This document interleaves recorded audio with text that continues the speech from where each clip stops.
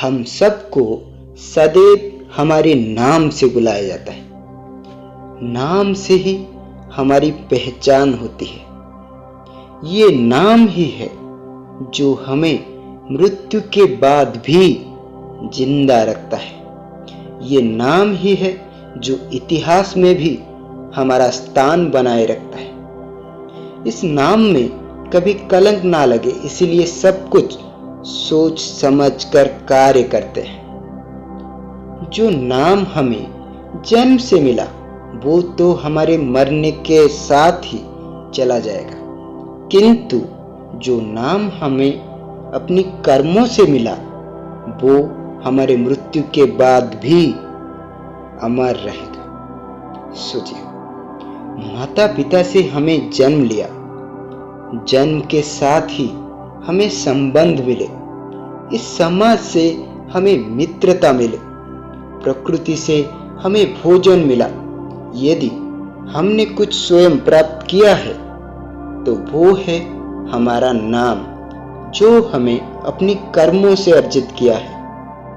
इसीलिए जीवन में कुछ ऐसा कर्म करिए जो हमें सबसे अलग बनाए रखेगा, और सबसे अलग होने के लिए हमें अपनी विचारों को बदलना पड़ेगा, क्योंकि हमारे विचारों से ही शब्द बनते हैं और शब्दों से ही हमारा कार्य संपादित होते हैं, और हमारा कार्य ही हमारा स्वभाव बनता है, और स्वभाव से ही बनता है हमारी आदतें, और हमारी आदतों से ही बनता है हमारा चरित्र, और ये चरित्र संसार के सामने आदर्श के रूप में आता है। अपनी चारों ओर देखिए, कितने भिन्न भिन्न नाम पाएंगे। कोई किसी को कपटी कहता है तो कोई किसी को छलिया कहता है, कोई किसी को स्वार्थी कहता है तो कोई किसी को चोर कहता है, कोई किसी को कमीना कहता है। किंतु कुछ ऐसे इंसान भी होते हैं जिन्हें हम सम्मान करते हैं। उसके विचार, उनके स्वभाव कितनी अच्छे होते हैं, और ये सब कुछ अच्छा तब भी होगा जब हमारे विचार अच्छे होंगे। इसीलिए अपनी विचारों को शुभ रखें, शुद्ध रखें, तब भी आप जीवन में कुछ पा सकते हैं। इसीलिए कुछ मिले या ना मिले, परंतु सुसंस्कारी मानव बनने का प्रयास कीजिए, और अपनी आने वाले पीढ़ी को भी ये ऐसा करने की प्रेरणा दें। इसके विषय में हमारे शास्त्रों में भी बहुत कुछ वर्णना किया गया है। उसमें से कुछ आपके सामने प्रस्तुत कर रहा हूं। प्रथम श्लोक। सत्यम माता पिता ज्ञानम, धर्मो भ्राता दया सखा, शांति पत्नी क्षमा पुत्र, षष्ठते मम बांधवाः। अर्थात सत्य माता के समान है, ज्ञान पिता के समान है, धर्म भाई के समान है, दया मित्र के समान, शांति पत्नी के समान और क्षमा पुत्र के समान। यही हमारे 6 मित्र हैं, और इनको कभी मत भूलिए।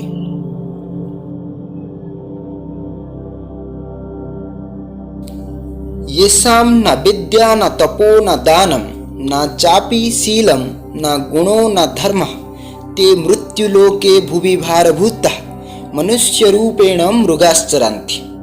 अर्थात जिसके पास न विद्या है, न तप है, न दान है, न ज्ञान है, न शील है, न गुण है, और न ही धर्म है, वे मनुष्य इस धरती पर भार के समान है।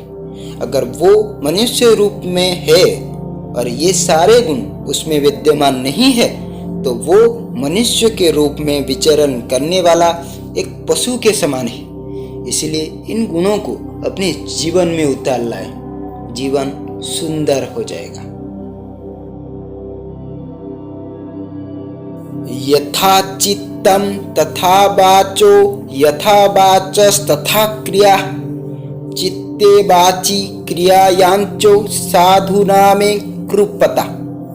अर्थात जो अच्छे लोग होते हैं वो वही बात बोलते हैं जो उनके मन में होता है। ऐसा नहीं है कि मन में कुछ और होता है और बोलते कुछ और। अच्छे लोग जो बोलते हैं वो ही करते हैं। ऐसे पुरुषों की मन, वचन व कर्म में समानता होता है। ऐसे ही व्यक्ति को यह संसार सम्मान करता है। चतुर्थ श्लोक। सर्वदा व्यवहारे स्यात् औदार्यं सत्यता तथा ऋजुता मृदुता चापि कौटिल्यं न कदाचन। अर्थात अपने व्यवहार में हमेशा उदारता, सत्यता, सरलता और कोमलता होना चाहिए। कुटिलता कभी भी नहीं होना चाहिए। इस बात को ध्यान रखें, ये आवश्यक है। पंचम श्लोक। प्रिय वाक्य प्रदानेन सर्वे तुष्यन्ति जन्तवः तस्मात् देव वक्तव्यम वचने का दरिद्रता। अर्थात सभी प्रिय वाक्य बोलने से ही प्रसन्न होते हैं, इसलिए मीठी मीठी बात बोलनी चाहिए। ऐसे वचन बोलने में दरिद्रता कैसी? अर्थात मीठी मीठी बात बोलने में कभी कंजूसी मत करिए। षष्ठ श्लोक। अयम नीजः परोवेति गणना लघु चेतसाम् उदारचरितानां तु वसुदेव कुटुंबकम। अर्थात ये मेरा है, ये उसका है, ऐसी सोच संकुचित चित्त वाले व्यक्तियों की होती है। और इसके विपरीत उदार चरित्र वाले लोगों के लिए ये संपूर्ण धरती ही एक परिवार जैसी होती है। इसीलिए मन में कभी भी किसी के लिए भी भेदभाव मत करिए। सप्तम श्लोक। धन धान्य प्रयोगेषु विद्या संग्रहणे तथा आहारे व्यवहारे च तक्तलज्जः सुखी भवेत्।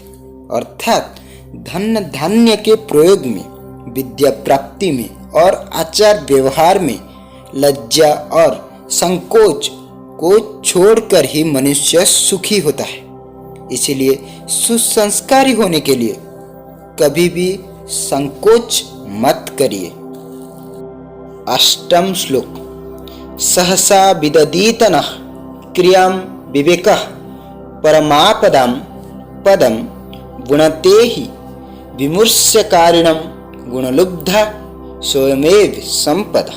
अर्थात अचानक ही आवेश में आकर बिना सोचे समझे कोई भी कार्य नहीं करनी चाहिए, क्योंकि विवेक शून्यता विपत्तियों का सबसे बड़ा घर होता है। जो व्यक्ति सोच समझकर कार्य करता है, गुणों से आकृष्ट होने वाली माँ लक्ष्मी स्वयं ही उसका चुनाव कर लेती है। इसलिए सोच समझकर कार्य करिए।